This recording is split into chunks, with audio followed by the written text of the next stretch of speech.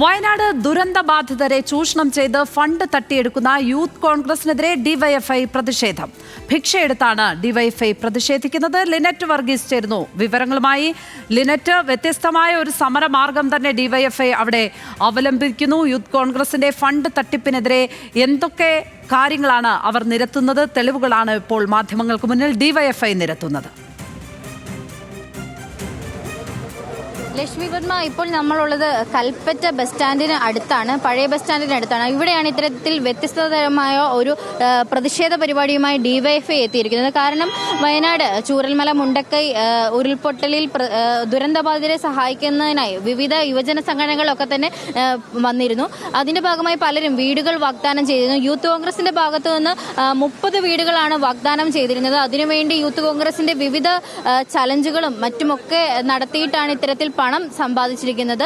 ഇത്തരത്തിൽ ഫണ്ട് ഉണ്ടാക്കിയിട്ടും ഇത്തരത്തിൽ വീടുകൾ നിർമ്മിക്കാൻ ഇതുവരെ അവർക്ക് സാധിച്ചിട്ടില്ല. പക്ഷേ ഇതിന്റെ ഇടയിൽ ഈ യൂത്ത് കോൺഗ്രസിനിടയിൽ തന്നെ ഇത്തരത്തിൽ ഫണ്ട് തട്ടിപ്പ് നടന്നിട്ടുണ്ട് എന്ന വാദവുമായിട്ടാണ് നിയോജകമണ്ഡല ഭാരവാഹികളൊക്കെ തന്നെ പുറത്തു വന്നിരിക്കുന്നത്. അതായത് ഇത്തരത്തിൽ ഫണ്ട് സ്വരൂപിച്ചെങ്കിലും ഇത്തരത്തിൽ വീടുകളൊന്നും തന്നെ ഉണ്ടാക്കാൻ ഇതുവരെ യൂത്ത് കോൺഗ്രസിന്റെ ഭാഗത്തു നിന്ന് സാധിച്ചിട്ടില്ല എന്നാണ് ഡിവൈഎഫ്ഐയുടെ ആക്ഷേപം. അതോടൊപ്പം തന്നെ ഇത്തരത്തിൽ ഫണ്ടുകൾ ആളുകളുടെ കയ്യിൽ നിന്ന് ഫണ്ട് പിരിച്ച് ചലഞ്ചുകൾ നടത്തിയിട്ടാണ് ഇത്തരത്തിൽ വീടുണ്ടാക്കി നൽകാൻ വേണ്ടി യൂത്ത് കോൺഗ്രസുകൾ ഫണ്ട് ഉണ്ടാക്കിയിരിക്കുന്നത്. പക്ഷേ അതിൽ ഇതുവരെ കൃത്യമായ ഒരു കണക്ക് പുറത്തുവിടാൻ യൂത്ത് കോൺഗ്രസിന്റെ സംസ്ഥാന ഭാരവാഹികൾക്ക് കഴിഞ്ഞിട്ടില്ല. ഇതിനെ ചോദ്യം ചെയ്തുകൊണ്ടുള്ള ക്യാമ്പുകളാണ് യൂത്ത് കോൺഗ്രസിന്റെ കഴിഞ്ഞ ദിവസങ്ങളിലൊക്കെ തന്നെ, പ്രത്യേകിച്ച് കോഴിക്കോട്, വയനാട് പോലുള്ള സ്ഥലങ്ങളിലൊക്കെ തന്നെ ക്യാമ്പുകൾ നടന്നപ്പോൾ സംസ്ഥാന അധ്യക്ഷനെ പോലും ചോദ്യം ചെയ്തുകൊണ്ടുള്ള നിലപാടുകളാണ് ഈ നിയോജക മണ്ഡല കമ്മിറ്റി ഭാരവാഹികളടക്കം മുന്നോട്ട് വന്നിരിക്കുന്നത്. അതോടൊപ്പം തന്നെ അതിനുശേഷം വലിയ രീതിയിലുള്ള തർക്കം പോലും യൂത്ത് കോൺഗ്രസിനിടയിൽ ഉണ്ടായിരിക്കുന്നത്.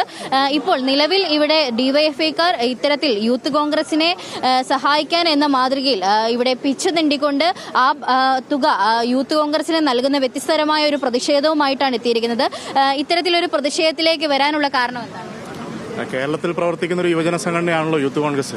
അവരെ സഹായിക്കുക എന്നുള്ള ഉത്തരവാദിത്വം മറ്റൊരു യുവജന സംഘടനയായ ഡിവൈഎഫ്ഐക്ക് ഉണ്ട് എന്ന കാഴ്ചപ്പാടിൽ നിന്നുകൊണ്ടാണ് ഇത്തരമൊരു സമരത്തിലേക്ക് ഞങ്ങൾ വന്നിട്ടുള്ളത്.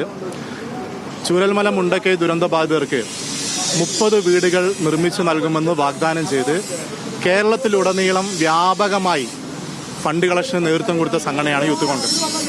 അങ്ങനെ പൈസ പിരിച്ചിട്ട് കേരളത്തിൽ നിന്ന് ആകെ യൂത്ത് കോൺഗ്രസിന് കിട്ടിയ പൈസ 88 ലക്ഷം രൂപ മാത്രമേ ഉള്ളൂ യൂത്ത് കോൺഗ്രസിന്റെ സംസ്ഥാന അധ്യക്ഷൻ രാഹുൽ മാങ്കൂട്ടം കേരള സമൂഹത്തോട് പറഞ്ഞത്. ഞങ്ങൾക്കൊരൊറ്റ കാര്യമേ രാഹുൽ മാങ്കൂട്ടത്തിനോട് പറയാനുള്ളൂ.